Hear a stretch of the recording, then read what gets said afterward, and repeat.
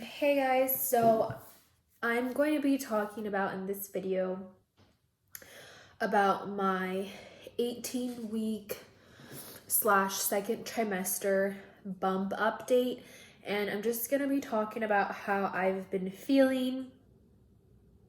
That's basically it. How I've been feeling throughout this week. I'm currently 18 weeks and 5 days. So I wanted to wait a little bit. I didn't want to do this video like in the beginning of my 18 week because I wanted to experience the week and see how I would feel throughout it, see if I notice any like big changes or anything. But since I am also in my second trimester, I'm going to be talking a little bit about how I felt in the beginning throughout my first trimester. I'll touch a little bit on that and what are some things that have changed from my first trimester to my second trimester. And I'm also just going to talk about a few products that I really like that I've been using. So I'll start off with how I've been feeling. This week has been great. I haven't noticed any crazy big changes. Starting my second trimester, starting at like 14, 15 weeks, I started to feel so much better. In the beginning, I found out I was pregnant when I was 4 weeks. So around 4 to 5 weeks, I already felt nauseous, and my nausea did not go away until about 13 to 14 weeks. So I felt nauseous all the time. It never went away. It was a 24/7 thing. The only time it would go away is when I would be like chewing food. I don't know if anybody else has experienced that, but that's the only time I wouldn't feel sick. Thankfully, I didn't throw up that much. So I only threw up about a handful of times throughout this whole pregnancy, which I am so grateful for. I've been pregnant before, but unfortunately those pregnancies didn't last. But I have been pregnant before, and some of my other pregnancies I was feeling so sick and I would throw up to the point where I really just couldn't keep any food down. So I'm super thankful that this pregnancy, this is the only pregnancy that's lasted this long for me. All of my pregnancies didn't go past the first trimester. So not only am I thankful for that, but I'm also thankful that I didn't feel as sick as I've felt before. So first trimester was the worst for me, and that's because I was just nauseous all the time. I also felt super fatigued. I was sleeping for about like 15 hours or more a day. It was crazy. It was getting to the point where my husband thought that there was something wrong with me. And then since he was thinking that, I was thinking that there was something wrong with me. But we did get the okay from my OB that sleeping that much in the first trimester is normal. It's really nothing to be worried about.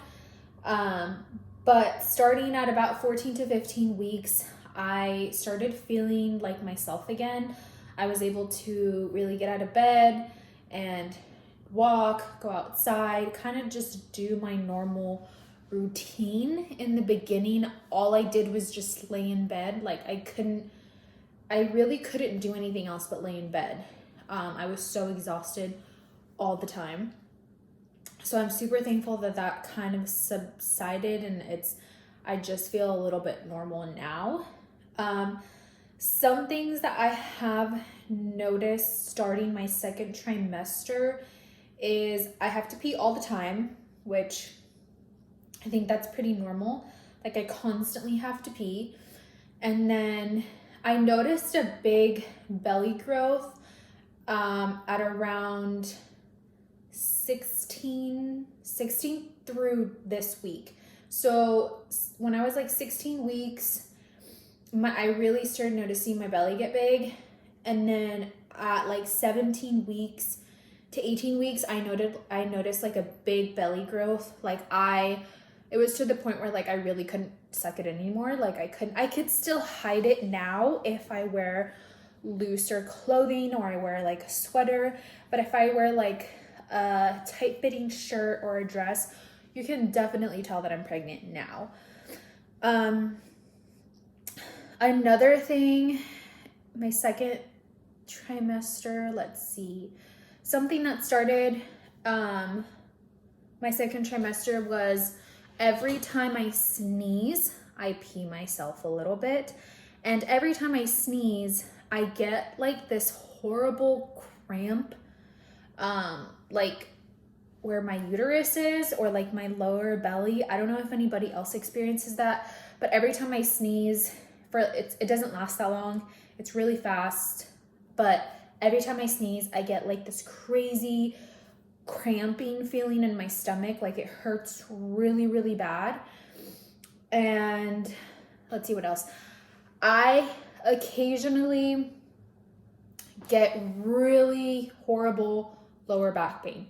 So my lower back pain is so bad to the point where I cannot walk. I physically cannot walk. I'm not exaggerating. I will try to take a step and I will fall down to the ground. There's no way that I could walk.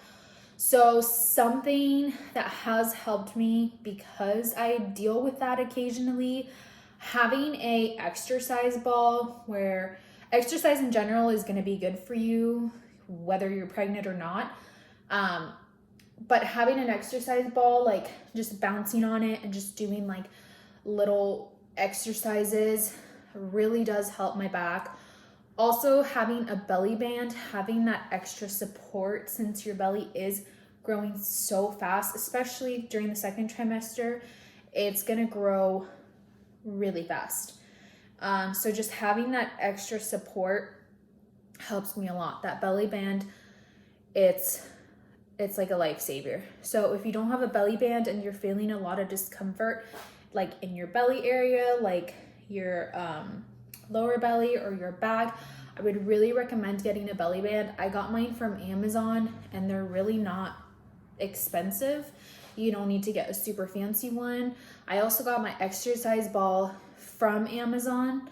So those are two things that have helped me. Whatever you do, don't use a heating pad. When I started to feel lower back pain, I was actually using a heating pad, and when I saw my OB, I let her know that I was doing that, and she was like, "No way, please stop doing that. It's not good at all for the baby. Like, you do not want to put that much heat like on your back or your belly. It's just not good. It's better to use a belly band, and then like the exercise ball is also good." There are times where if my back pain is so bad to the point where I can't sleep, this is the only time that I will do this. And I've only really done it like a couple times, is I have an icy hot roller.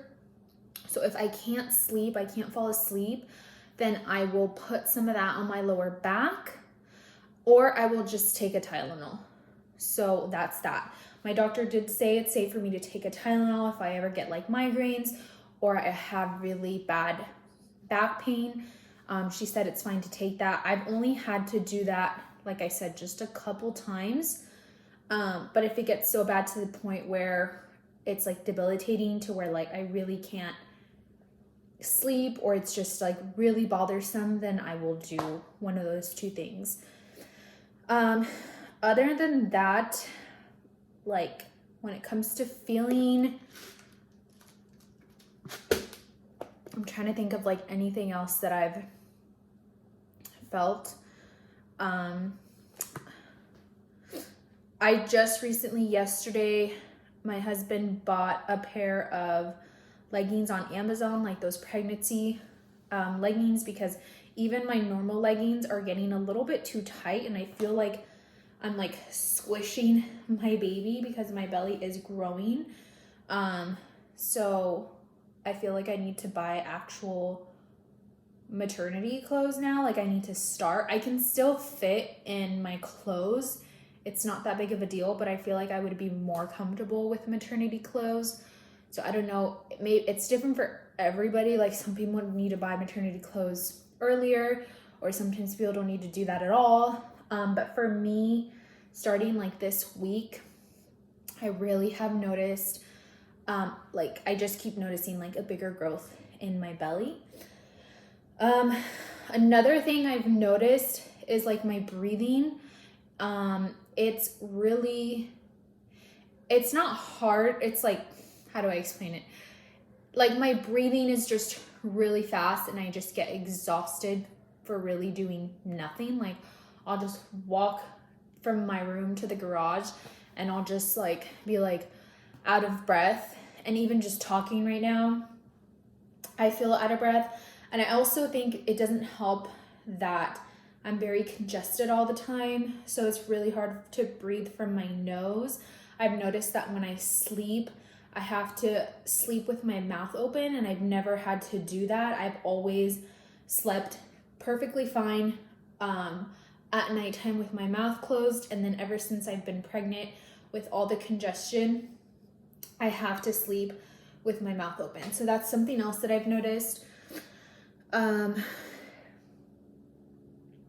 What else? I am going to be showing a bump update, or how my bump looks in this video, so I'll be doing that shortly. I'm just trying to make sure that I don't miss anything else, because I didn't really write down anything, and I didn't write down anything that I was going to say.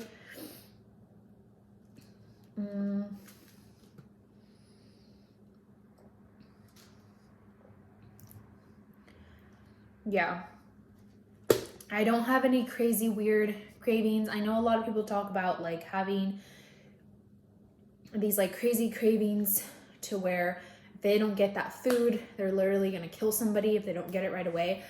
That hasn't happened to me yet. I don't know if it's gonna happen later on, but I haven't really, like there were certain days where I craved certain things, but it wasn't like OMG, like I have to have it right now.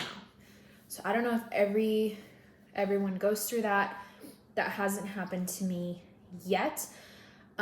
Something super crazy. So at 12 weeks, my doctor told me that we were having a boy. Now, she was super positive that we were having a boy.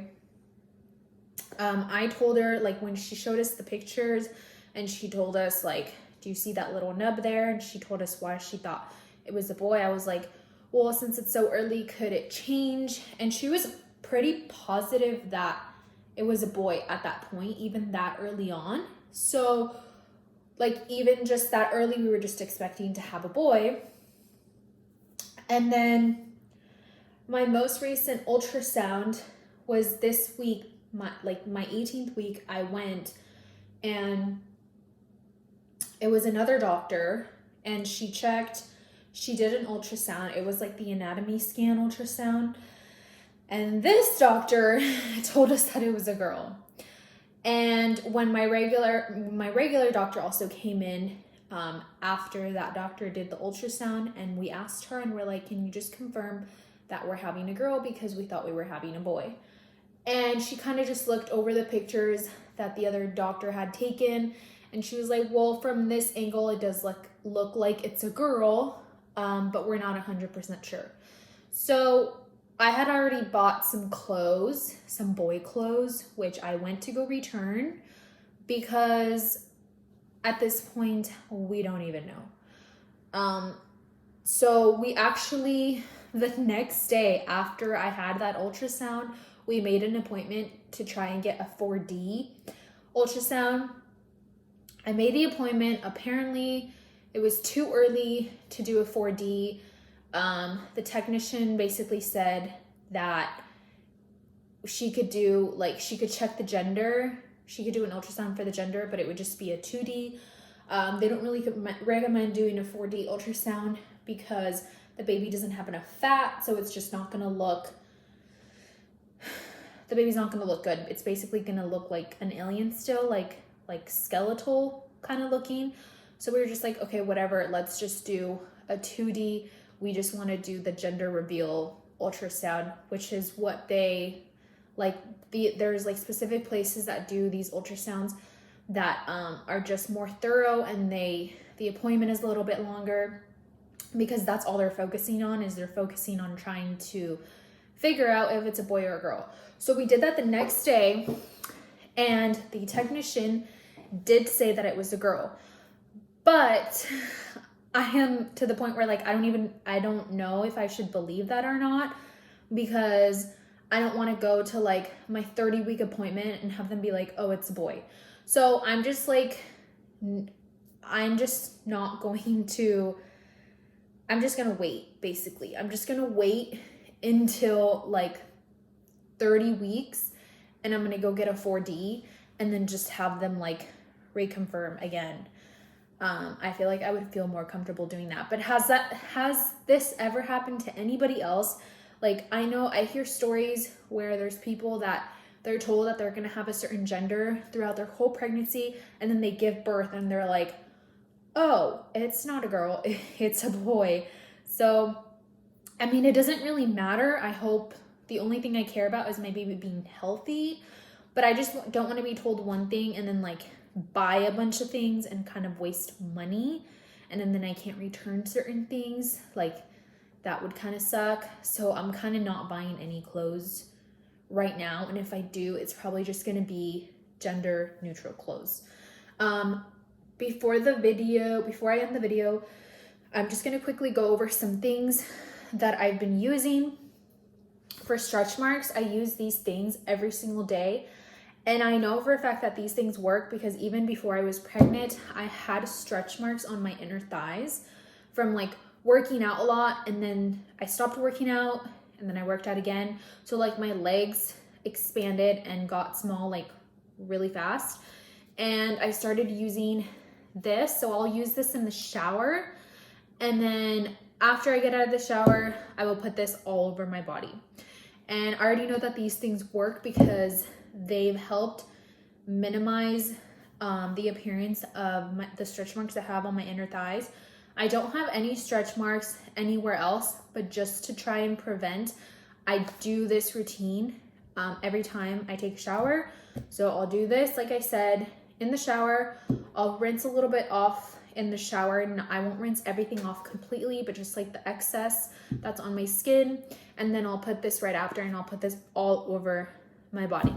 So hopefully these things do prevent me from getting stretch marks, but we'll see. And then for my prenatals, I was originally taking these, but these are coated with gelatin. If you know what that is and you don't like it, I would recommend doing something that's more like vegan. And these were recommended to me by my really good friend, and I actually love these. They do have a slight weird taste. Like when you put it on your tongue, you can kind of taste it because they're not coated with anything. For me personally, it doesn't bother me because I just drink a bunch of liquid and the taste goes away super fast. But for me, I think that taste tastes like just like a little bit of dirt. Like it's nothing, for me, it doesn't really bother me. But if you're like feeling super nauseous and sick, it might be something that bothers you. But I really like these because not only are they a good price, but they're prenatals plus superfoods and probiotics. So it has a bunch of amazing ingredients in here, and that's why I like it. So I recommend these. I'm gonna take these like throughout my whole pregnancy, maybe even after. I don't know if you could take these after, but we'll see. So I'm currently taking these. I'm taking vitamin D, 1 pill every single day. And then my doctor did tell me to take a low dose of aspirin, 1 pill every single day.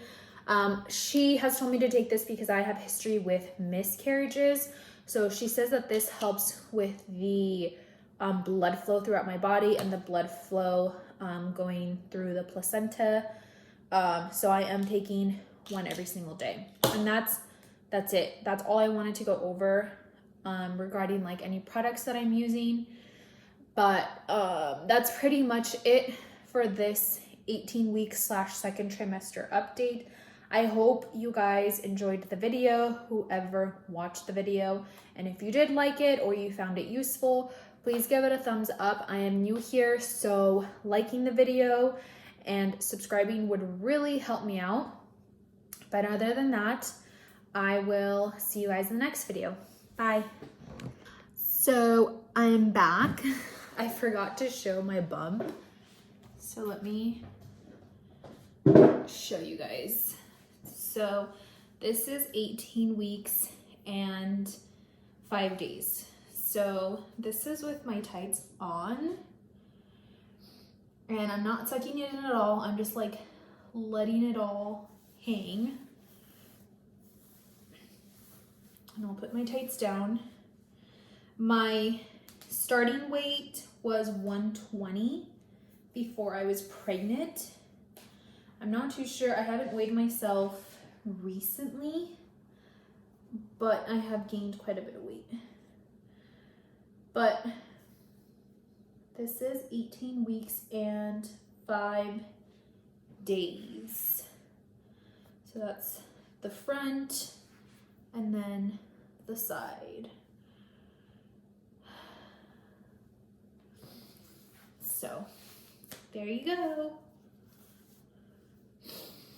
Okay.